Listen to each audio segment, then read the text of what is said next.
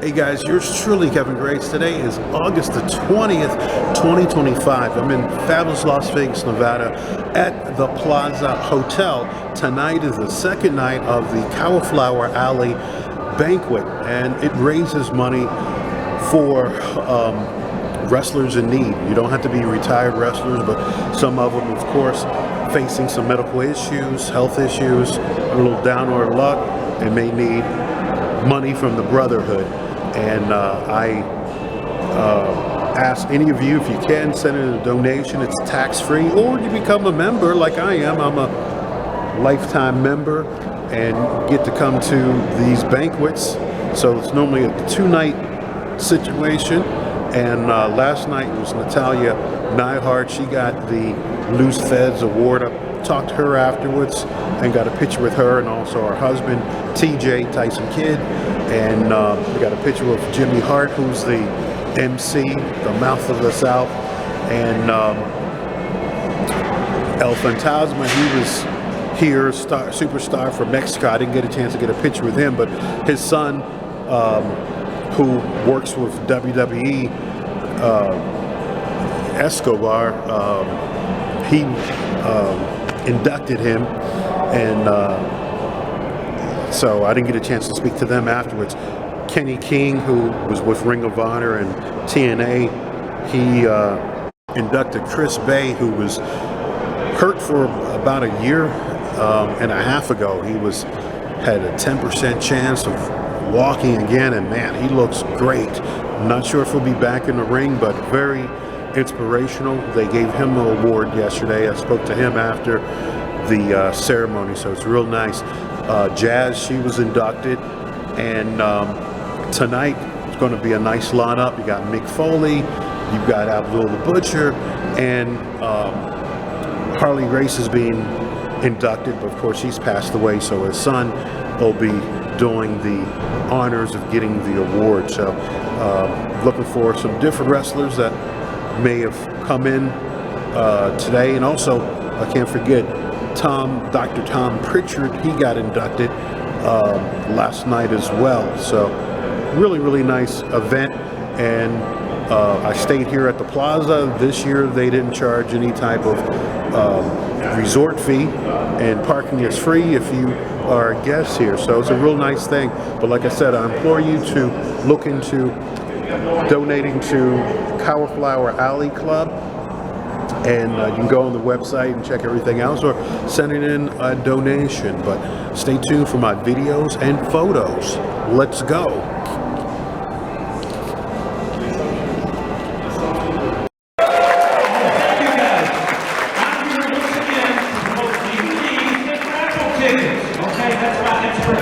Thank you. But I want to acknowledge right now, WWE, thank you guys for over a decade now, tables here at the Cauliflower Alley Club. Thank you. All right, Joe, back to you, big man.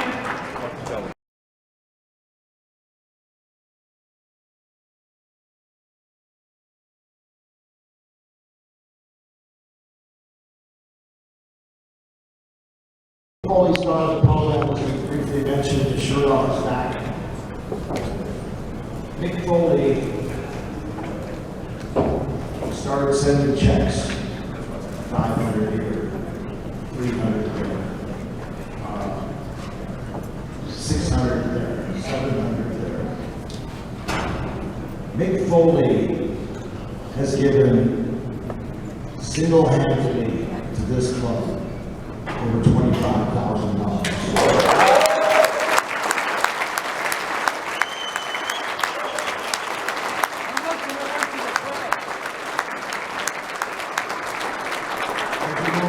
He's a lifetime member of this club, and Mick, it's my honor, it's the board's honor. We all unanimously voted on this. We created something because we wanted you to live in perpetuity. Rich, could you grab that, please? Okay, so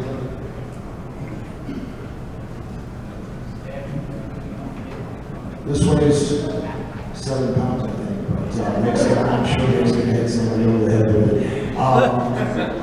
This is called the Mick Foley Philanthropy Award, and we out every year, so Mick will live at the CAC in perpetuity. We will have the Mick Foley Philanthropy Award each year for the rest of our days.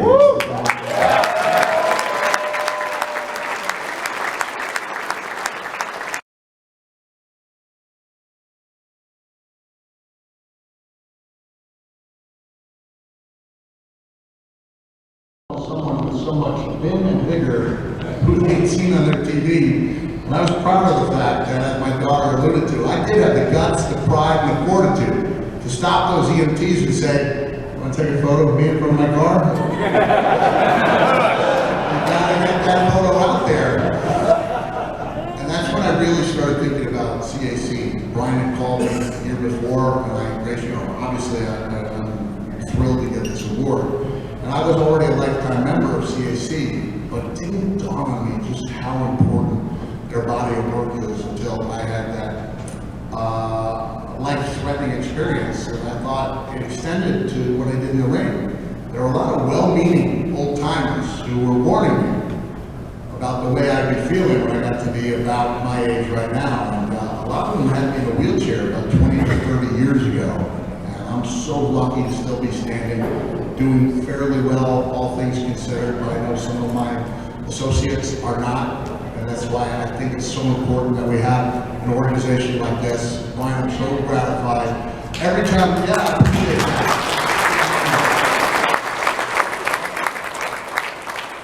I would go out on the road every couple of years with a collection of stories, and I would auction the shirts off my back for really well-meaning organizations.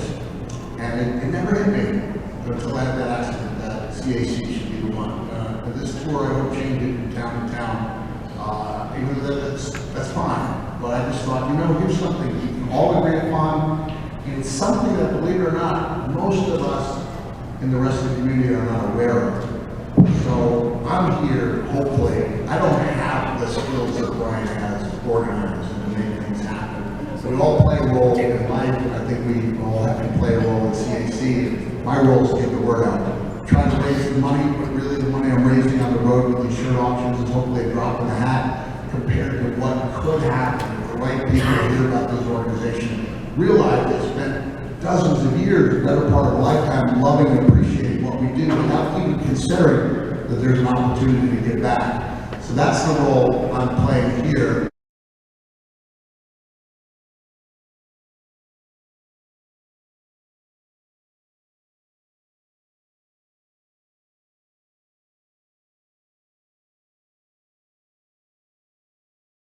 When we get this award together, sitting next to you tonight and getting this with you, it's just destiny chasing.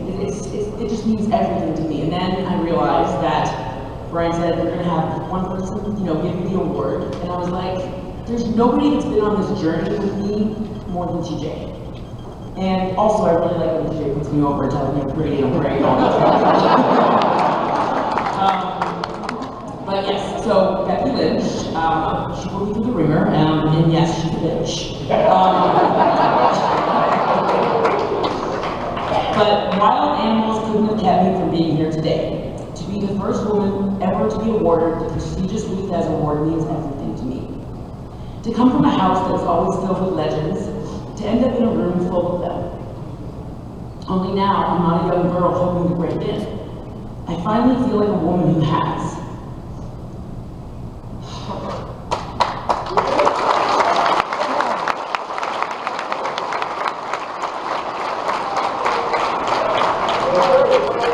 In 1947, the story of the Hart wrestling family began, not in Calgary or even Canada, but in New York, where my grandfather, a tourist, was spotted by the legendary Toots Mondt in Jack Dempsey's restaurant. It was also in New York where Stu, now Mondt's star rookie, met a New York scholar, Helen Smith. Helen hated the wrestling business. She really, really did. But she loved Stu. Stu loved the wrestling business, and he loved Helen. So they eventually moved to Calgary to open their own promotion, to buy a house big enough for the things that needed buy a house big enough to house the things that needed a little TLC. old cars, stray cats, 25 stray cats, and most importantly, professional wrestlers. One of which was my dad, Jim the Animal Neidhart.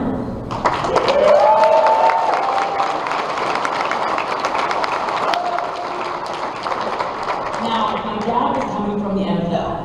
He played for two major NFL teams, the Dallas Cowboys and the Oakland Raiders. Yep. And defensive tackle.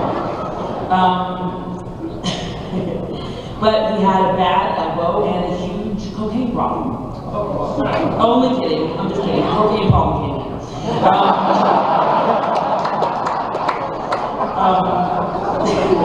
Guys, I'm just trying to bring it. But it was in the hard house that my parents met. And my grandfather gave my dad a beautiful gift when he found out he and my mom were dating.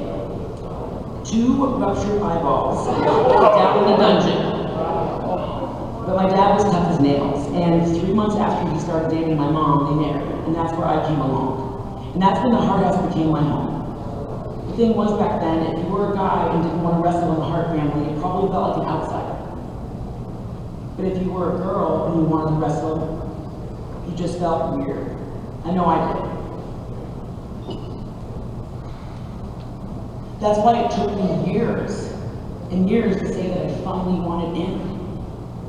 My dad, Stu, Brett, Owen, Davey, and everyone else were always on my mind. And I know my dad worried about how much the wrestling business treated women back then. He didn't want me getting treated badly and getting paid pennies for it. My dad was also worried that I would get roughed up, so I put him at ease by starting my journey in the notorious libraries of Japan. See, I didn't have to go to America to get the shit kicked out of me for no money. Daddy, I could do it in London and Tokyo too. And I loved it. Well, not the no money part. I mean, you know I love my Louis Vuitton. But the aggression, the intensity, the art of what these women were doing. I remember struggling to breathe at one point with that fresh sting of a huge bump running up and down my spine. And it just made me feel at home 1,000 miles away from the Hart House. But like everything worth spending a life chasing, this wasn't gonna be easy. It's not easy today. It never gets easy. And if it ever does, I'll know it's time to hang them up.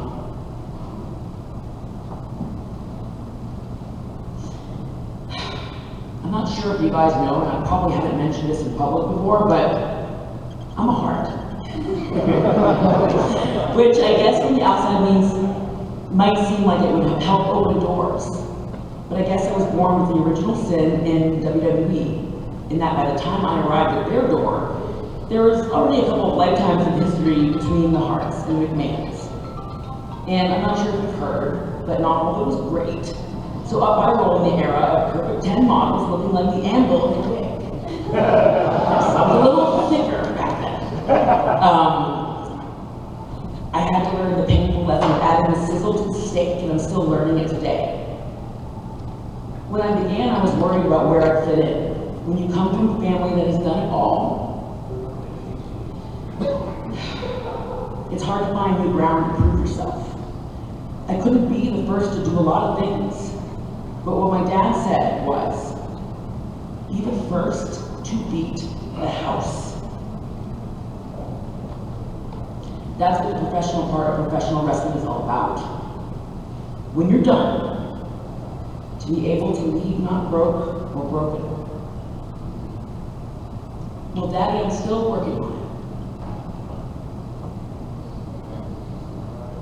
Next year will be 20 years of my continuous, uninterrupted, full-time run in WWE.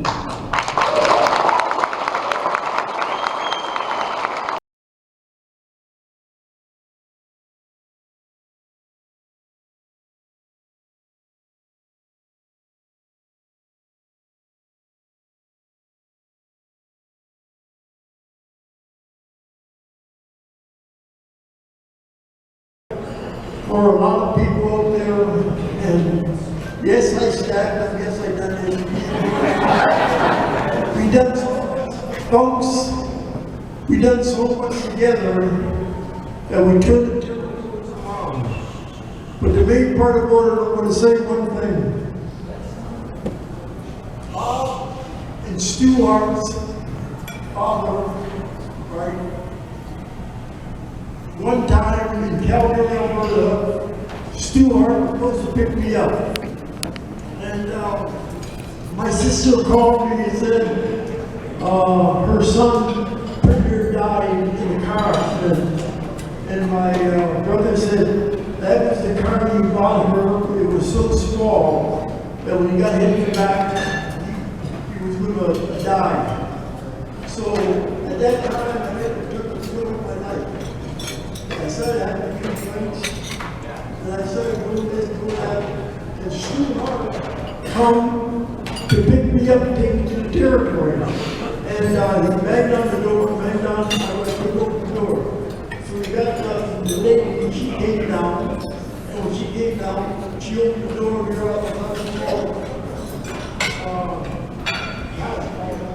Or something like that. Stu Hart said, call the ambulance real fast. They called the ambulance, took me to the hospital real fast, pumped me out. And Stu Hart, on this day, said to me, if you don't listen to me, what happened, I will never tell it. And when Stu Hart died, he never told me. I'm the one who's telling the story today. Oh, Stu Hart saved my life.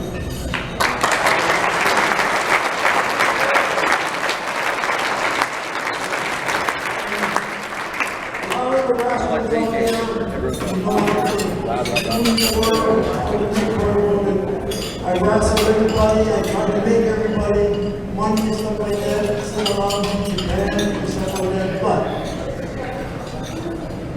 tonight, people give me a big, I started crying. And I said to myself, I did all that. I did all that, and I did. And I used to go into a place, not telling the people who I was. I go into a place and go,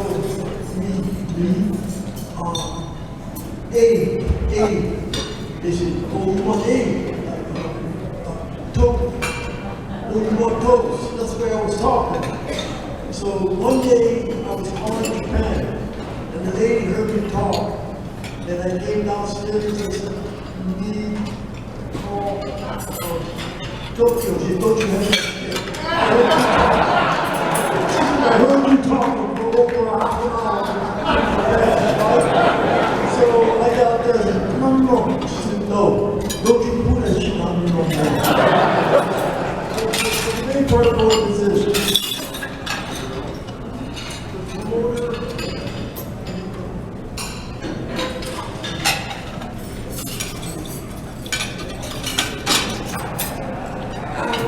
I want to thank, this is it, I'm Catherine Catherine with Butcher.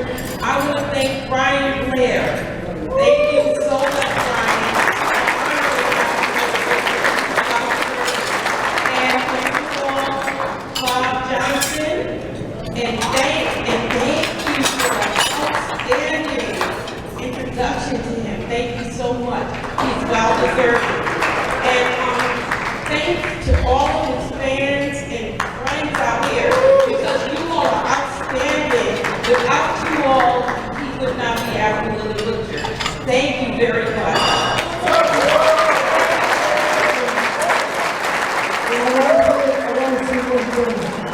A long time ago, a lot of shit went down, but the main part about it, I took a lot of guys selling to Japan, some here, some there, and I never charged anybody a dime for moving things.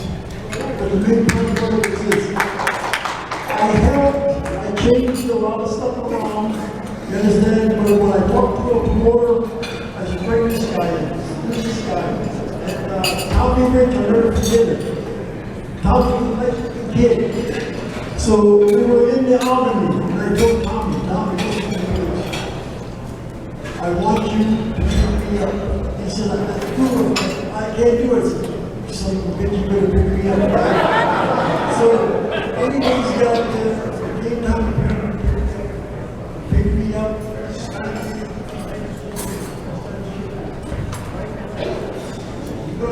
Bob will drop me out on me, I go outside the ring, and pop all the way down here, this far.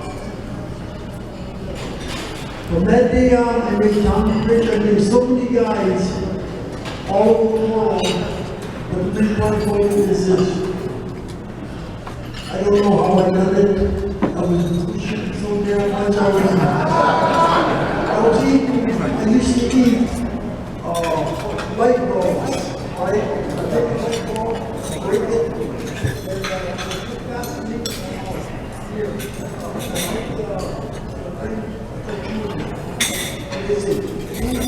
He's eating what fish? He's eating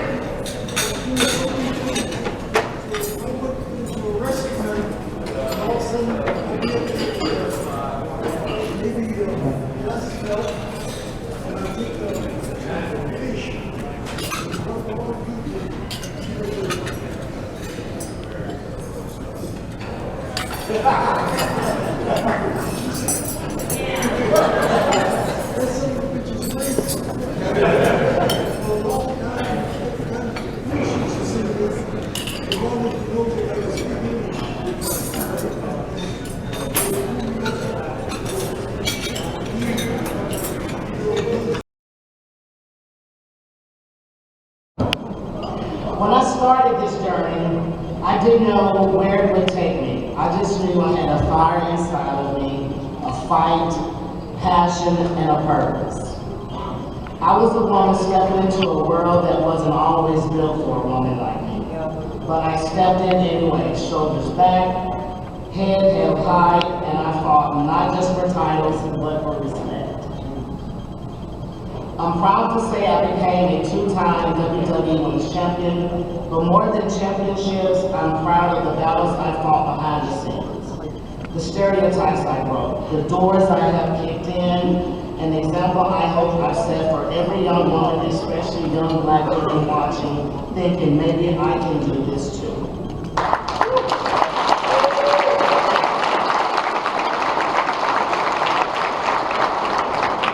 This award isn't just about what I've done in the ring, it's about what we all continue to do in this business. Excuse me, I'm sorry. This award isn't about what I've done in the ring, it's about what we all continue to do to keep this business alive, respect and evolve. Wrestling gave me a platform, a purpose, and a family. I've bled, I've cried, I've overcome, and I wouldn't change a thing.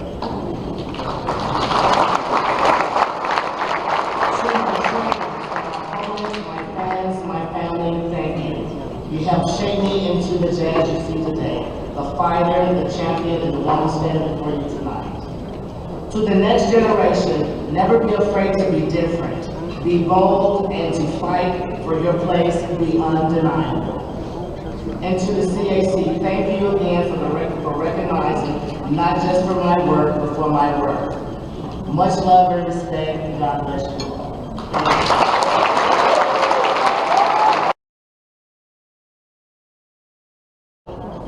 I was just telling Maddie, I had no idea what I was going to say tonight when I came up here. And she said, just talk from your heart.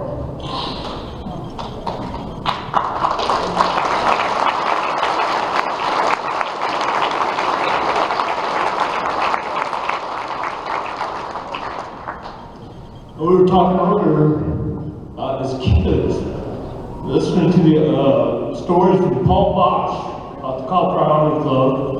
You become every year. And I thought, what a great honor it is to finally come here and receive this. We finally made it. So it's very cool. But I gotta tell you, as a trainer, and Ron knows this, you want to do what's best for your students. And you want to give the guys the best that you got. And every time I went out there to train somebody, that's what I did. I trained with a lot of great coaches, I trained with a lot of great people. Natty Neidhart, who's getting Luke Fez Award tonight, is one of them I'm going to train. Had a great knowledge of knowing her now for many years. And I had a great time with a lot of great coaches. And one of those coaches was Brad Armstrong.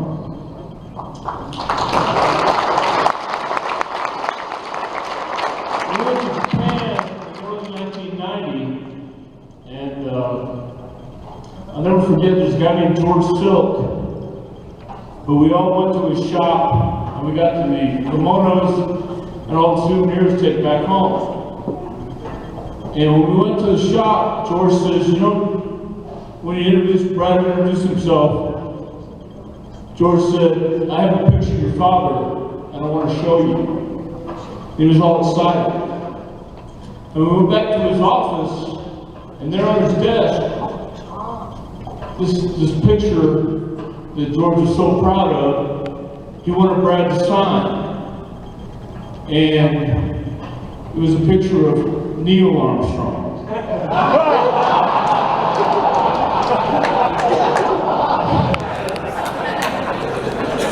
Brad had heard the news that he's not Neil Armstrong's son, he was Philip Bob Armstrong's son, and George was pretty well crushed. But I gotta tell you guys, this is really great. I'm glad Bruce came in. I had no idea. I thought he'd just come to say hello. We had a great time. But this is really something, and to be named after Ron Hutchinson's is a great honor, because I met Ron many years ago, and we had a great rapport. And I don't know what else to say except thank you guys. I can't beat what else was said tonight. So thank you very much.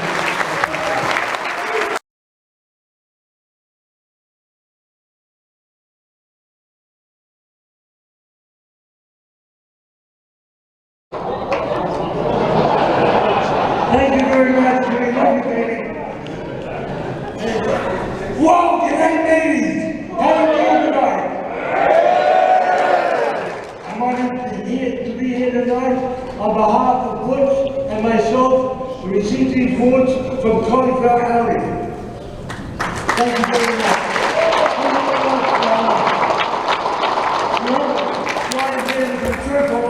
To get me here, but here I am. Been asked to come here for many, many years, but this is the first time we're here, and it won't be the last. It won't be the last.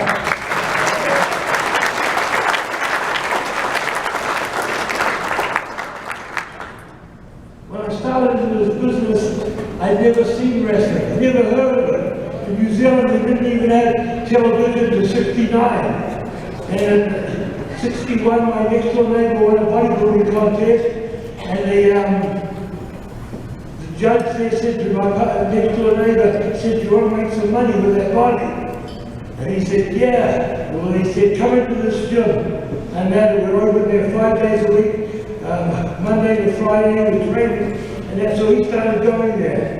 Now this, 6 months down the road, he says, for me to come. Now I was 175 pound weight then. And I started coming to the gym. And if you saw the first Rocky movie, that's how the gym was. Kettlebells lying around the floor, there was only 2 machines in it. Well, not even machines. A bench press rack, a rack, and a squat rack. But over on one side of it, there was 2 boxing rings. The floor was hard as the floors they were standing on, or sitting there. The rings were 20 by 20 and 4 ropes. They were boxing rings. And that's how the rings were in New Zealand at that time. We would do rounds. I started wrestling in 1962. And I was a light heavyweight then, or junior heavyweight, whatever you want to call it. And Butch was still playing rugby. That's why his ankles had been broken and he was a bit rough in the face.